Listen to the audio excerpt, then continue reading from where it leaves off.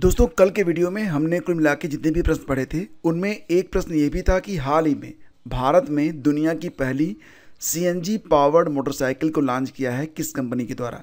तो इसका आंसर आपको नीचे कमेंट बॉक्स में लिखना है और बताइए कि दुनिया की जो पहली सीएनजी पावर्ड मोटरसाइकिल है इसको भारत में किस कंपनी ने लॉन्च किया है, बजाज, टीवीएस, हीरो मोटरकार या फिर नन ऑफ द एबव। ये आपके ऑप्शन है। चलिए शुरू करते हैं आज यानी कि 8 जुलाई के डेली करंट अफेयर। पहला क्वेश्चन है, हाल ही में ईरान में हुए चुनावों में राष्ट्रपति पद हेतु जीत किसने दर्ज किया है। आपके ऑप्शन है मसूद पज़श्कियान, सईद जलीली, मोहम्मद मोखबर या फिर इब्राहिम रईसी।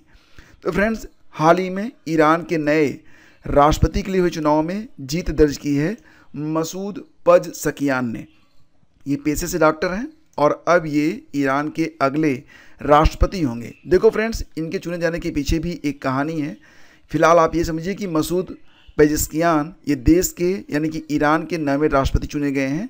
इन्होंने सईद जलीली को शिकस्त दी है। उदारवादी नेता मसूद पज़श्कियान को हिजाब विरोधी माना जाता है। पज़श्कियान पश्चिम के साथ बेहतर संबंधों, परमाणु समझौतों की वापसी और हिजाब कानून में सुधार की वकालत करते हैं।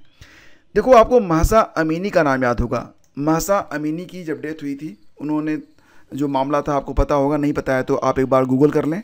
2022 में जब महसा अमीनी की मौत हुई, ईरानी सांसद मसूद पज़श्कियान ने लिखा था, इस्लामिक देश में किसी लड़की को उसके हिजाब के लिए गिरफ्तार करना और फिर उसके शव को उसके परिवार को सौंपना स्वीकार नहीं किया जा सकता है। इसमें क्या हुआ था कि लड़की को पुलिस ने गिरफ्तार किया था और फिर उसकी पिटाई हुई थी, जिससे लड़की की डेथ हो गई थी।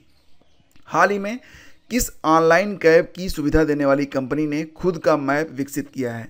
तो फ्रेंड्स, आपने ओला कैब यूज किया होगा। ओला कैब में जो ट्रेवलिंग होती है, नेविगेशन होता है, वो गूगल मैप के थ्रू होता है। कंपनी कह रही है कि उसे लगभग हर साल 100 करोड़ रुपए इसके लिए खर्च करने पड़ते हैं। तो अब वो ये काम कर रही है कि अपना खुद का मैप विकसित कर रही है। तो ओला कैब अब अपने निजी मैप के थ्रू नेविगेशन करेगी।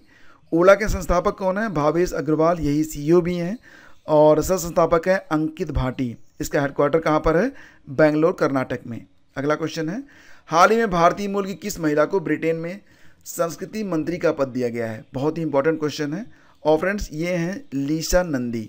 लीसा नंदी जो हैं ये ब्रिटेन की अगली संस्कृति मंत्री बनेंगी। आपको पता होगा कि ब्रिटेन में हाल ही में चुनाव हुए थे, जिसमें अभी एक नए प्रधानमंत्री चुने गए हैं। क्या नाम है उनका? मैंने कल पढ़ाया था, आपको बताइए। जी हाँ दोस्तों, कीर स्टारमर। क्या नाम है? कीर स्टारमर। ये यूनाइटेड किंगडम यानी कि ब्रिटेन के नए प्राइम मिनिस्टर बने हैं। अगला क्वेश्चन है, हाल ही में विश्व जूनोसिस दिवस मनाया गया। तो मैं आप लोगों को लगातार 1 से लेकर 10 जुलाई तक के सभी प्रश्नों को जो कि डेज पर आधारित हैं उनका रिवीजन करवा रहा हूँ। तो मैंने आपको बताया था कि 6 जुलाई को प्रतिवर्ष विश्व जूनोसिस दिवस मनाया जाता है।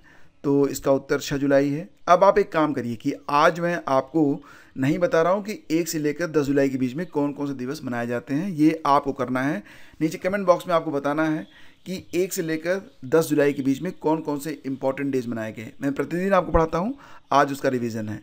तो जूनोसिस क्या होता है? जूनोसिस मतलब जानवरों से इंसानों में फैलने वाला जो रोग होता है उसको जूनोसिस कहते हैं। और इसके प्रति जो जागरूकता होनी चाहिए लोगों में, इसी के लिए 6 जुलाई को जूनोसिस डे मनाया जाता है। वैसे 6 जुलाई को एक दिवस और भी होता है, अंतर्राष्ट्रीय सहकारिता दिवस। अगला क्वेश्चन है, हाल ही में किसने नैनो उर्वरक सब्सिडी योजना की शुरुआत की है? नैनो उर्वरक सब्सिडी योजना की शुरुआत की गई है सहकारिता मंत्री अमित शाह के द्वारा। तो हाल ही में अंतर्राष्ट्रीय सहकारिता दिवस भी मनाया गया 6 जुलाई को, और 6 जुलाई को ही हमारे जो सहकारिता मंत्री और गृह मंत्री हैं दोनों अमित शाह हैं। तो अमित शाह ने नैनो उर्वरक सब्सिडी योजना की शुरुआत की। इसमें क्या होगा, किसान अगर नैनो उर्वरक खरीदेंगे तो उनको 50% की छूट दी जाएगी। हाल ही में दिव्य कला मेला और दिव्य कला शक्ति का आयोजन कहाँ पर किया गया? दिव्य कला मेला और दिव्य कला शक्ति का आयोजन ये किया गया फ्रेंड्स कहाँ पर? तो ये भुवनेश्वर, उड़ीसा में किया गया। तो ये जो मेला है, दिव्य शब्द जो इसमें लगा हुआ है, तो दिव्य से आप लोग याद रखिएगा कि जो दिव्यांग व्यक्ति होते हैं उन्हीं के सौजन्य से ये मेला आयोजित किया जा रहा है। विकलांग व्यक्तियों के सशक्तिकरण विभाग यानी कि सामाजिक न्याय और अधिकारिता मंत्रालय, भारत सरकार, राष्ट्रीय दिव्यांगजन वित्त और विकास निगम लिमिटेड NDFDC के सहयोग से एक उल्लेखनीय कार्यक्रम शुरू किया गया है। नाम इसका दिव्य कला मेला और दिव्य कला शक्ति। ठीक है, तो दिव्य कला मेला और दिव्य कला शक्ति 5 से 11 जुलाई 2024 तक भुवनेश्वर ओडिशा में Kalinga institute of industrial technology कीट परिसर में आयोजित किया जा रहा है। अगला क्वेश्चन है, रिजर्व बैंक ने किस बैंक पर 1.32 करोड़ रुपए का जुर्माना लगाया है, वो भी केवाईसी की प्रक्रिया पूरी न करने की वजह से। तो ये बैंक है Punjab national bank, option B सही है। पीएनबी पर 1.32 करोड़ का जुर्माना लगाया गया है रिजर्व बैंक के द्वारा। ठीक है, केवाईसी नियमों का पालन न करने के कारण। हाल ही में विश्व की सबसे पुरानी ज्ञात गुफा पेंटिंग कहाँ पर खोजी गई है? ये आपका जीएस का भी क्वेश्चन बनेगा और जल्दी आपको किताबों में भी देखने को मिलेगा। तो विश्व की सबसे पुरानी ज्ञात गुफा ये खोजी गई है इंडोनेशिया में। इसमें ये जो पेंटिंग है, एक सूअर है, इस सूअर का सभी इंसान मिलके यहाँ पर शिकार कर रहे हैं और ये 52,200 साल पुरानी है, सॉरी 51,200 साल पुरानी है। मतलब समझ लो कि कितनी पुरानी पेंटिंग है, एक बार कल्पना करो, 51,200 वर्ष पुरानी पेंटिंग है। और इंडोनेशिया के सुलावेसी द्वीप पर एक गुफा की छत पर सूअर के शिकार की प्राचीन पेंटिंग मिली है। यह पत्थरों पर बनाई गई है, 51,200 साल पुरानी पेंटिंग है। यह गुफा लाइम स्टोन से बनी है। इस प्राचीन कलाकृति में इंसानों की आकृतियां बनी हैं जो घेर कर सूअर का शिकार कर रहे हैं। यह दुनिया की सबसे पुरानी गुफा कलाकृति है, तो इम्पॉर्टेंट हो जाती है। अगला क्वेश्चन है, एशियन डेवलपमेंट बैंक किस राज्य में 400 मेगावाट सौर ऊर्जा संयंत्र का निर्माण करेगा? ADB किस राज्य में 400 मेगावाट सौर ऊर्जा संयंत्र का निर्माण करेगा? सौर ऊर्जा निर्माण में भारत में जो अग्रणी राज्य है गुजरात, वहीं पर इसका निर्माण किया जाएगा ADB के द्वारा, गुजरात के सुरेंद्रनगर में। हाल ही में किसने कारगिल युद्ध द टर्निंग पॉइंट नामक पुस्तक का विमोचन किया है?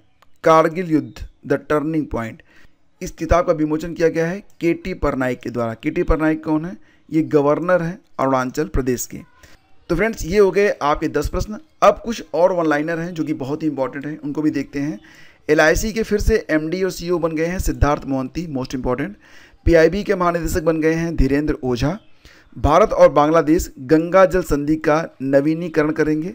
मर्सर की cost of living city ranking 2024 के अनुसार कौन सा शहर प्रवासियों के लिए सबसे महंगा वैश्विक शहर बन गया है? तो पहले स्थान पर हांगकांग सबसे महंगा, फिर ज्यूरिख और फिर सिंगापुर। ठीक है, तो आपके लिए आज का प्रश्न होगा, दुनिया का सबसे बड़ा नौसैनिक अभ्यास रिमपैक किस देश में शुरू किया गया है? आपके ऑप्शन है ये। और करंट अफेयर की PDF के लिए आप डिस्क्रिप्शन चेक कर सकते हैं। वीडियो अच्छा लगता है तो लाइक और शेयर जरूर किया करें। आपके सपोर्ट की हमें बहुत आवश्यकता है। धन्यवाद।